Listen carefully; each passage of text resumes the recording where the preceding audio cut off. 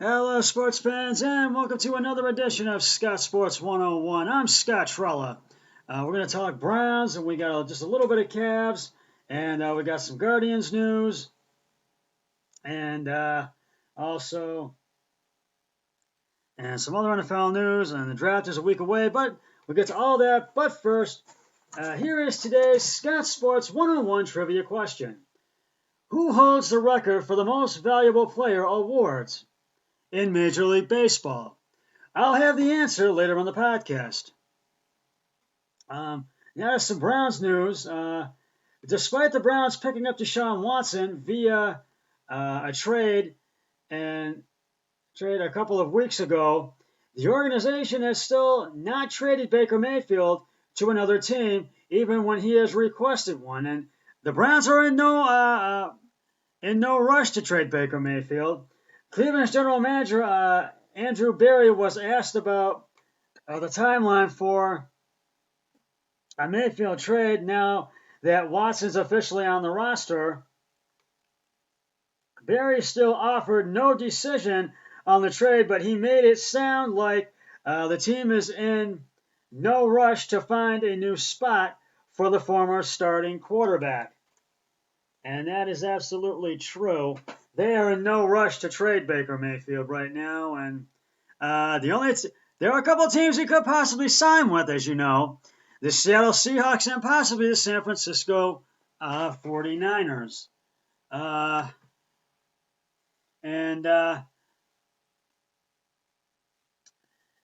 think we look at the quarterback room. We have we have three good players, at the most important spot in sports, Barry said via The Athletic. That's not to say that there aren't things we are going to work through over the course of the next several months, but I don't view as a bad situation at all. We feel like we have three good ones, and a lot of teams are still looking for one guy, so you don't mind being deep there, and we'll take it as it goes.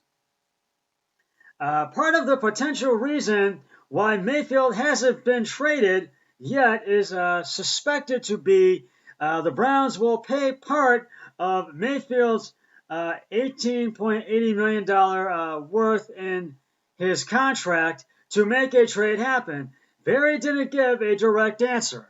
And I felt that was a right decision because they are in no rush to trade Baker Mayfield right now. So they are in no rush to trade Baker Mayfield right now.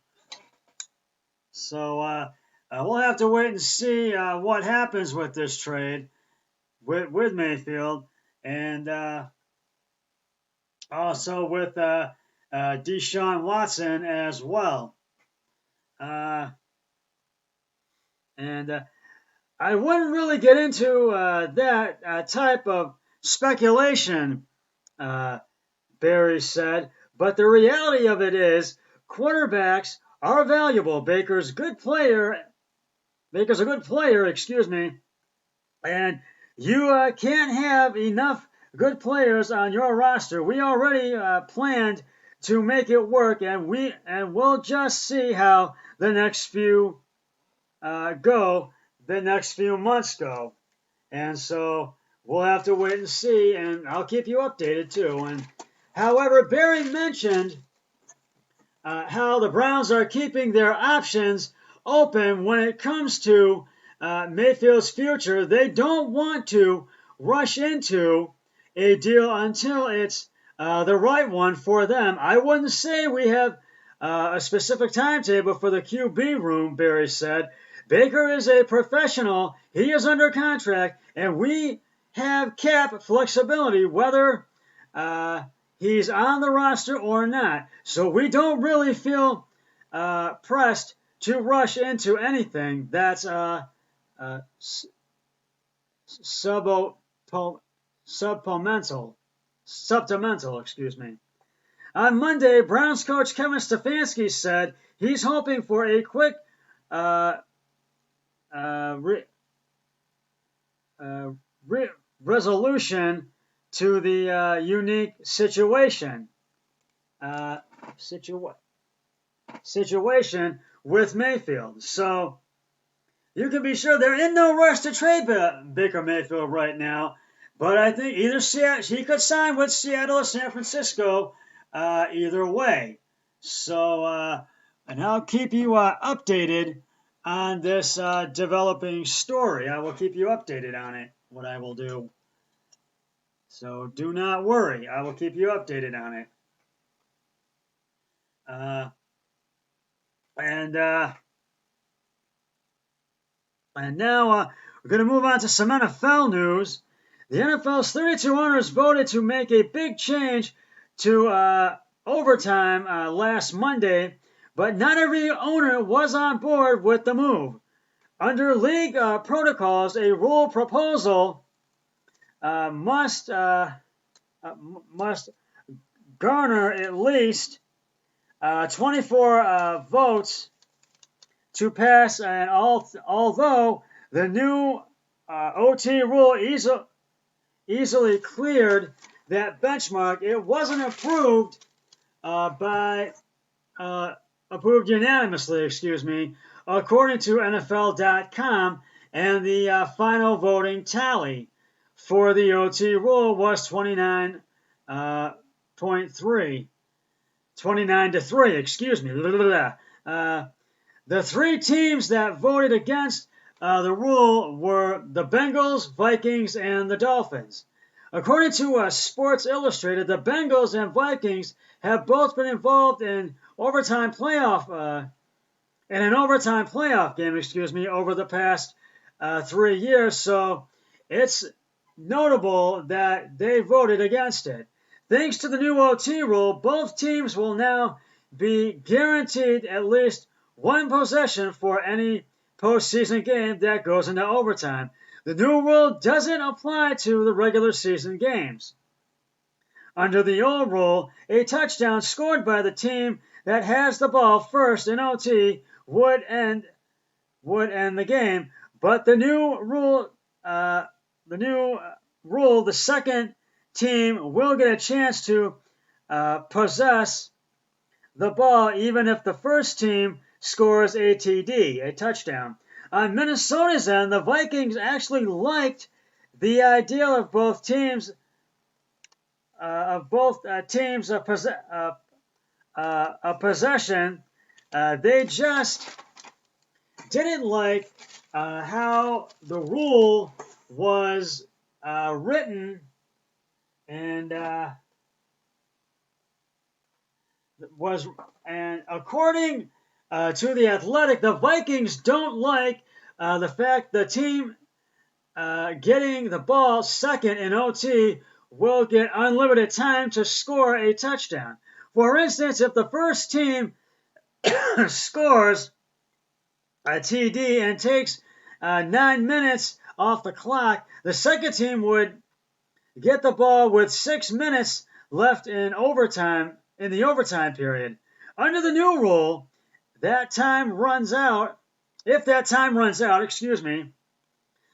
team game isn't over. If the team is still driving, the game will continue into a second overtime period. Apparently, the Vikings wanted the game to end after one OT period if one team had the lead. As for the Bengals, they have a long history of going against the grain. In 2019, they were the only team to vote against the extended instant replay that allowed pass interference to be reviewed. The Bengals would later look at the geniuses because the rule was eventually rescinded. And I got rescinded. The Bengals were allowed one of 14 were just one of 4 teams to vote against a new overtime rule that ended up being implemented in 2010. The rule change in 2010 got rid of the sudden death format that the NFL had been using since 1974. On the other hand, it's surprising the Bengals would have voted against the new rule, if only because of their team history since their expansion season in 1968. The Bengals have never scored an offensive touchdown in overtime before the new OT rule was passed on last Tuesday, and an offensive touchdown was the only way a team could win a game on the first possession of overtime. That being said, the Bengals seemed to do just fine under the old overtime rule during the AFC title game. The Bengals beat the Chiefs 27-24 in OT, despite the fact, that Kansas City won the coin toss and got the ball first.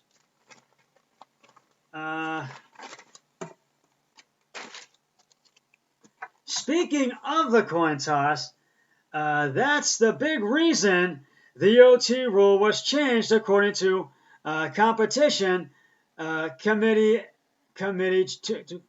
competition committee chairman Rich McKay, who pointed out that teams that won the coin toss had gone 10-2 in playoff overtime games since 2010.